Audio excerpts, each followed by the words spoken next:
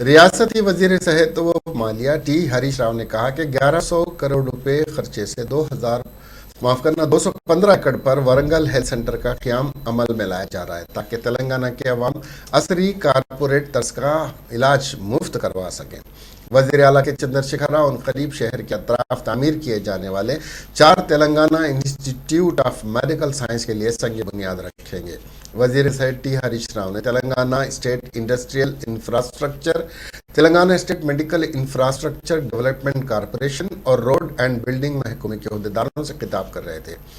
وزیر صحت نے کہا کہ وزیر اعلیٰ کے چندر شیکھر راؤ تلنگانہ کو ملک کا سب سے بڑا اور عصری میڈیکل ہب میں تبدیل کرنا چاہتے ہیں، اور وزیر اعلیٰ نے ہدایت دی ہے کہ عمارتوں کی تعمیر میں معیار پر کسی طرح کا سمجھوتہ نہیں ہونا چاہیے۔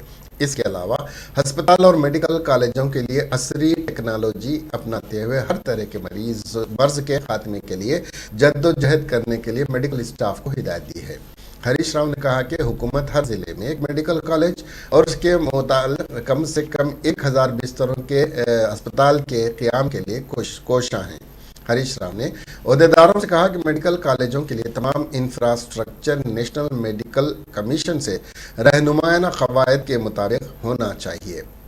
قبل ازیں وزیر صحت ہریش راؤ نے عالمی یوم کینسر کے موقع پر مہدی نواز جنگ کینسر ہاسپٹل میں 3 کروڑ روپے کی لاگت سے NGO کی جانب سے تیار کردہ خصوصی کینسر اسکریننگ بس کا افتتاح کیا۔ وزیر موصوف نے کینسر ہسپتال کی مزید توسیع کے لیے ہسپتال سے متصل 3 ایکڑ اراضی اور فنڈز کی منظوری کا تیقن دیا۔